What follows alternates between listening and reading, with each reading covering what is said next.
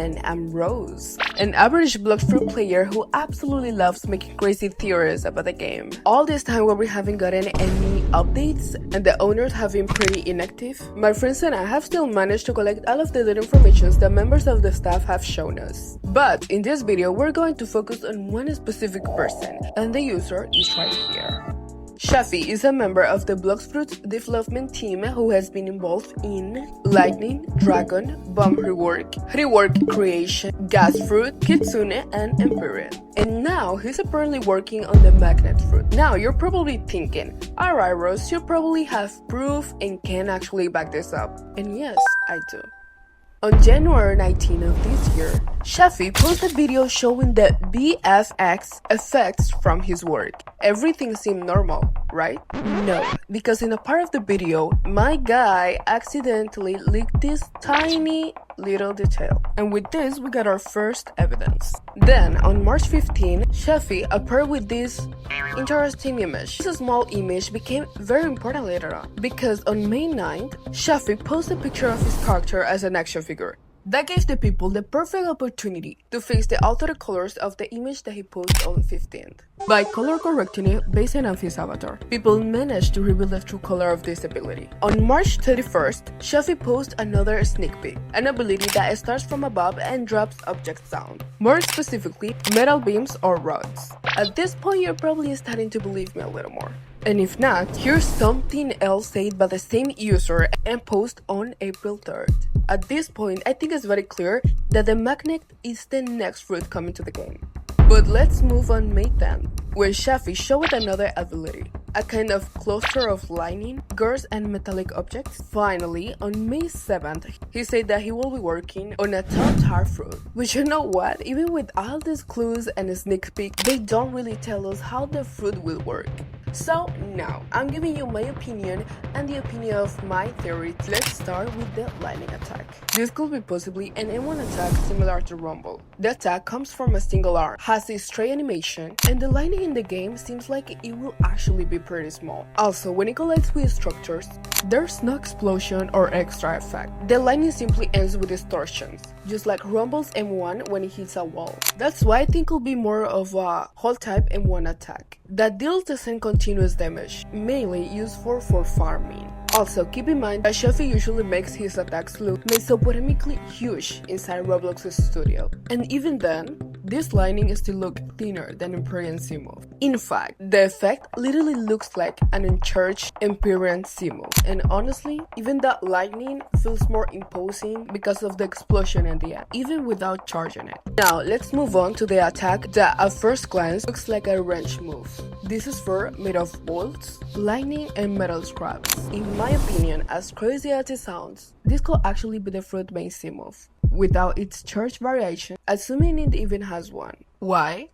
Because this attack looks very similar to the classic magnetic ability games usually use, where you gather scrap metal into an area and then throw it or explode it. Kind of similar to the gravity's charge C-move.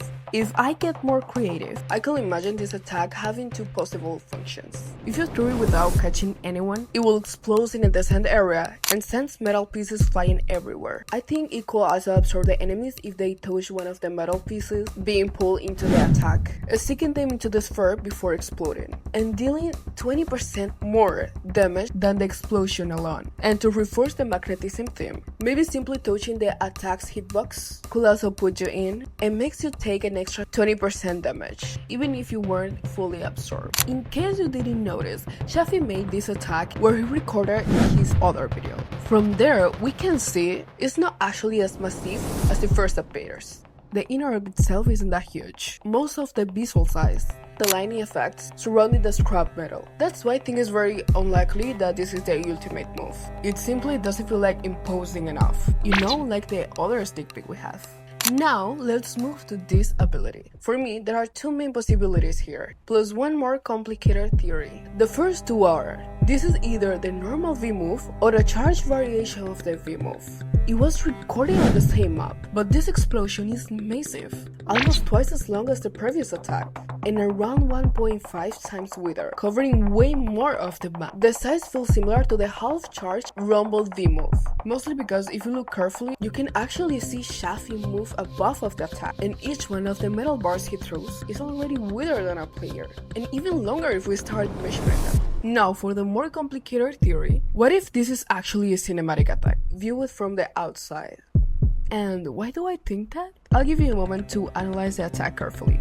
What sense does it make for an explosion from above to leave you floating in the air, while also creating this strange airwave effect and shoot downward? The animation will look awkward from the front or cut off weirdly from other angles. I mean, this has to be an attack that somehow lifts you into the air while you throw those metal bars downward with that strange animation.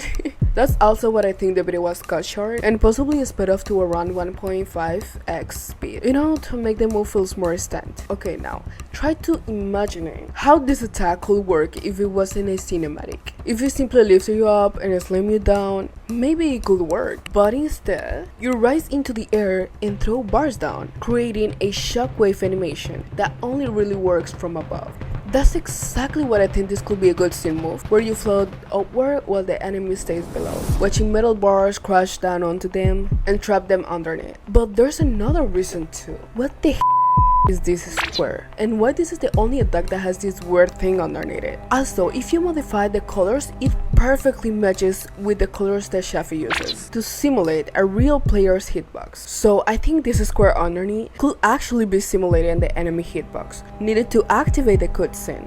And yeah, that was the crazy theory I wanted to present today, together with my friend Cami, who was a key part for this theory. Without her, many parts of this video wouldn't have been possible. You know, I really enjoy making this type of content. If you guys do too, let me know by sharing the video, leaving a like and subscribing.